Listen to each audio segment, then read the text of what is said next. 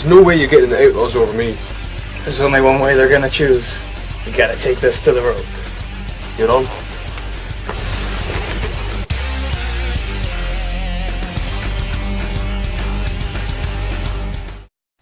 Hey there, my name's Dave Taylor and I'm 1/5 of Gastank Games, and I'm going to walk you through Interstate Outlaws. Interstate Outlaws is a competitive Kinect racing game with 2 players in which they sit side by side and move their arms and bodies to steer the lowrider motorcycle as it races across a 2 to 3 minute track.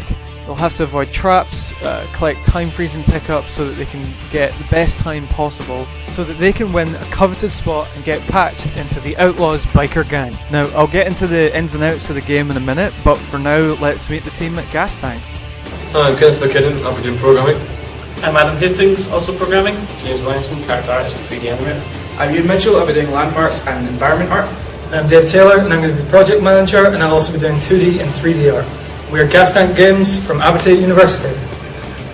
Now, we've known each other for 4 years, and between us we've actually worked on a series of game jams, a year-long side projects like Project Neon, and university group modules like this one, which was actually for Disney. So let's have a look at the game a little bit closer. Okay, so here's an early mock-up of how the game will look. As you can see, you've got the 2 bikers facing the same direction as the players, and the times at the top of the screen. The game is not in split screen. The players will both be on screen at the same time, similar to Kinect Adventures. And when the game begins, the 2 bikes will sit parallel and they'll take off simultaneously. And from here, the bikes will begin perpetual motion, and it'll be constantly moving forward at the same speed, and that includes taking care of all the cornering on their own.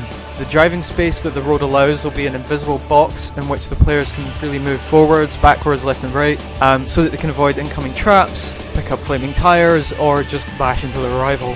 If you run over a trap, such as the spike trap shown here, your control is taken away momentarily as your bike begins flashing or ghosting, and you're given a 5-second penalty. Now here's the kicker. To get yourself back into the game, you'll have to perform the appropriate action shown with the on-screen prompt. So for instance, if you go for the spikes, you'll have to pump up your tyres to get back into the race. It's kind of like WarioWare meets Road Rash. So we have 3 actions, including the pump, wiping the bugs off your helmet, and fixing your hog with the wrench. Now ultimately, it's about getting the best time. You'll both cross the line at the same time, but with the pickups that freeze your time for 1, 2 and 3 seconds, depending on the number on the tyre, and the traps adding 5 seconds to your time, then the times will differ depending on how you both did.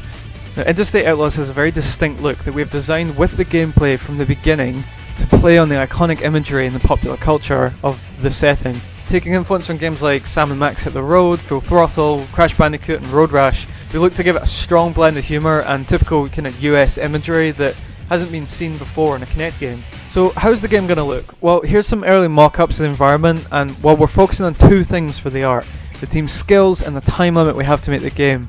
You and myself both work with photorealism in our modelling. However, for this project we're going to kind of cartoonify the assets so that they're made quickly, reflect the humour and the wide target audience as well.